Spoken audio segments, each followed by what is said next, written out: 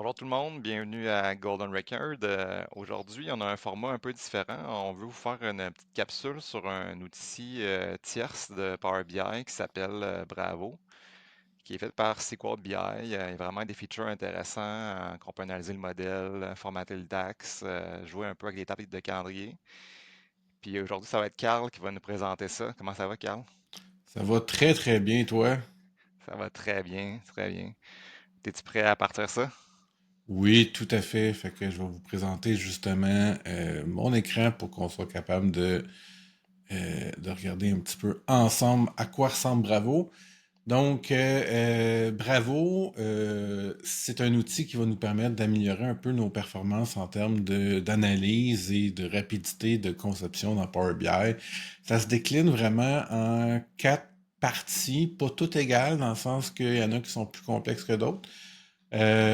Puis c'est des fonctionnalités des fois qui se retrouvent dans d'autres applications aussi, mais la facilité d'utilisation de Bravo est quand même assez intéressante. Premièrement, justement, on a un petit analyse model qui est rendu un peu la norme dans beaucoup d'outils d'analyse de Power BI. Donc, ça nous permet de voir un peu les colonnes qui sont dans notre modèle. Ça nous permet de voir justement c'est quoi la composition en termes de cardinalité et de grosseur d'espace que ça consomme. Et on va avoir le pourcentage associé à justement cette composition-là. Fait qu'on a un beau petit euh, tableau à côté qui nous montre un peu la proportion de tout ça. Donc on peut voir justement que les order numbers, c'est une clé qui nous prend énormément d'espace. Donc ça, c'est pas nécessaire. On pourrait décider de la supprimer. On gagnerait de l'espace, on gagnerait aussi de la rapidité parce que moins que c'est gros, plus qu'on est capable de scanner rapidement nos tables. Fait que ça, c'est un petit outil qui est quand même assez simple à voir. On peut aussi sauvegarder en Vertipack, donc on peut après ça analyser. J'imagine il y a d'autres outils qui vont te permettre d'ouvrir ça de manière plus détaillée. Mhm. J'ose imaginer que DAX DAX Studio, voilà. Studio est capable de faire ça, Ouais, là. ouais. Puis ça, Carl, mettons, c'est tu te connectes sur le dataset localement, dans le fond, avec Oui, Bravo. fait que j'ai ouvert mon rapport dans Power BI desktop. J'ai cliqué sur Bravo, puis ça m'a ouvert automatiquement l'application Bravo avec le bon dataset. Si j'avais eu plus d'une application ouverte, il m'aurait donné un choix. Fait que vraiment aucune configuration à faire à ce niveau. Cool, cool. Deuxième module super intéressant, c'est la fonction justement format DAX. Puis là, par défaut, si on vient dans le fond, j'ai coché tantôt une petite case qui était euh, automatiquement loader les previews de formatage. Puis ce que ça nous propose, c'est ça nous dit, hey, voici toutes les mesures qui sont construites. Et les seules qui sont en jaune, ce sont les ceux qui ne rencontrent pas les standards de formatage par défaut. Donc là, mettons, celle-là, elle était déjà bien écrite. Tandis que, mettons, si on fait un 90 jours rolling profit, ben, on voit que présentement, elle est écrite en une seule ligne, tout est collé. Puis si on vient on vient regarder c'est quoi que ça va ressembler comme preview, ça nous montre vraiment le formatage. La, Ouais. ouais, vas-y. C'est quand même bien ça parce que moi, des fois, je suis. Quand tu travailles avec plusieurs personnes, tu as quand même t'as besoin de définir une genre de façon d'indenter puis de formater ton code. Fait que, tu sais, si t'as pas besoin de voter pour avoir un standard, puis tu veux juste en appliquer un, hein, c'est... Ouais, effectivement. Puis là, la beauté de ça, c'est que justement, si tu fais Format Selected, donc à partir du moment où on coche toutes les cases ici, on fait Format Selected, ben, elles sont maintenant toutes modifiées et sauvegardées immédiatement dans le modèle. Ouais, ça c'est hot. Fait que là, tu sais, je laisserais, tu sais, mettons dans 10 secondes, là, je rouvrirais mon modèle de Power BI, puis ils seraient tous écrits comme qu'ils sont censés être là. Fait que ça vient l'injecter, j'ai pas besoin de faire comme dans. Ben, ça le dit, là, format DAX, là, l'application format DAX à ce niveau-là. Ben là, il faut que tu fasses du copier-coller à chaque fois. Là, tu fais juste cliquer une fois, tout se fait. Ouais, c'est ça, parce que dans le fond, tu peux avoir accès à Dax Formatter en ligne, que tu t'en vas mettre ton code, puis tu fais format, puis après tu l'as la recoller à chaque fois, là, la C'est ça. copier-coller. Tandis que lui, ben, tu cliques, tu formates, puis c'est fini. Ça t'a pris 8 secondes à faire, puis c'est réglé. Là. Fait que t'as même pas besoin de te casser la tête sur à quoi ça ressemble ou à quoi ça devrait se faire. Fait que, tu sais, ça, c'est pas long à faire, mais je pense que c'est essentiel d'avoir ce standard-là rendu là pour que tout le monde écrive de la même façon, puis que tout le monde après ça ait le même formatage. Non, c'est pas pire, hein. Et le bout qui me fait le plus triper de Bravo, c'est justement la section Manage Date. La section Manage Date, ben, il y a une option qui nous permet de, rajouter un template de calendrier qui est très très bon. Nous, on s'est bâti un calendrier DAX directement, donc on n'a pas nécessairement besoin de ça.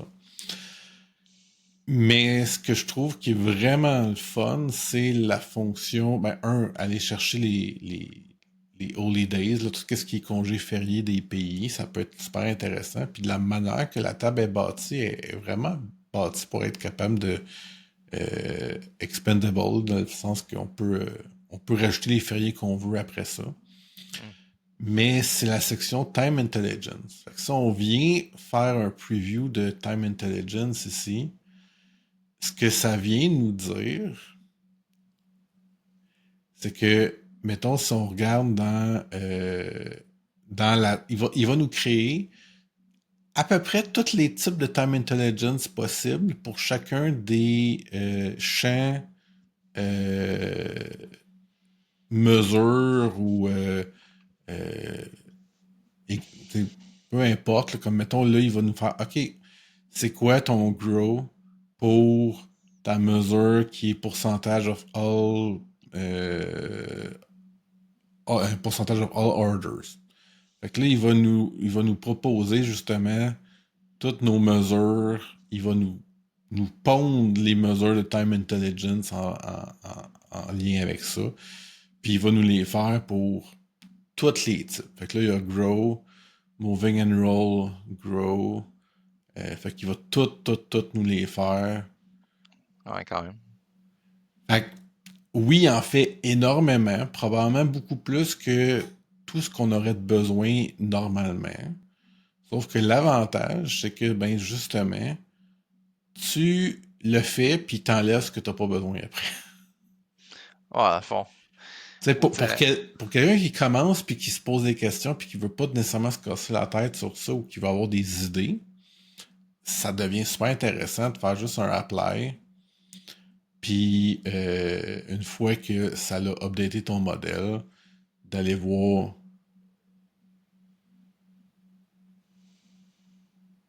dans notre... tu pas l'avoir fait, il va juste falloir que je fasse un reload, là. Mais normalement, en ayant fait un reload, j'aurais toutes mes modifications ici. Ça serait pas très compliqué.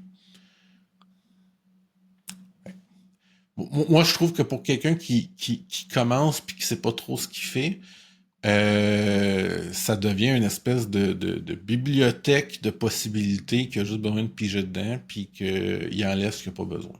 Mhm. Ouais, j'imagine faut qu'ils connaissent un minimum c'est quoi ça veut dire MOM, là, puis tu sais, ce genre de choses-là, là, mais tu sais, si t'as déjà fait du BI, c'est le genre de choses que tu peux trouver facilement après sur Google. Ou, Oui, puis comme tu dis, le Google, ChatGPT, compagnie, ça va te permettre de hmm. comprendre certains éléments, mais le code est déjà là. Fait qu'après ça, tu peux t'inspirer de bien des trucs. Là. Fait que donc, je trouve que pour quelqu'un qui débute, qui n'est pas nécessairement excessivement débutant, mais qui a de la misère à comprendre des fois des concepts de time intelligence, que c'est quand même un peu plus évolué que faire des mesures. Hein. Ça peut vraiment être une belle bibliothèque d'outils préassemblés. Là. Ouais, c'est pas peur. De manière que je vois ça, c'est que Bravo, c'est quand même un logiciel qui se veut être pas mal pour les débutants, là, tu sais, tu sais, mettons, contrairement à tu sais, DAX Studio qu'on parlait tantôt, ou tu sais, Tabular, tu sais, c'est quand même tu sais, très facile à prendre en main, là. Ouais, tout à fait. Je suis d'accord que, mettons, dans le top 3 des premiers outils que tu peux installer sur ton poste, même probablement dans le premier outil que tu vas installer sur ton poste, parce que les autres que j'ai en tête, tu prends plus des formateurs de DAX ou de Power Query pour t'aider, mais lui, il inclut déjà un formateur de DAX, fait que rendu là, Ouais. ça fait le travail. Mm. Puis dernier petit point, ben le export data que je trouve qui est un peu, tu sais, il est pas aussi utile ou rarement. euh, En fait, moi je l'utilise pratiquement jamais parce que c'est très rare que j'ai besoin d'exporter des données en Excel ou en CSV. Mais quelqu'un qui commence souvent a cette demande-là par des d'autres personnes, des patrons ou peu importe. Donc, ben, rendu là, on peut justement en un seul clic faire exporter toutes les tables qui sont visibles dans notre rapport, ou on peut choisir des tables spécifiques pour dire, ah, ben, je veux juste exporter, mettons, ma table de sales puis ma table de returns à ce niveau-là, puis euh, venir les exporter directement, soit en Excel ou en CSV. OK.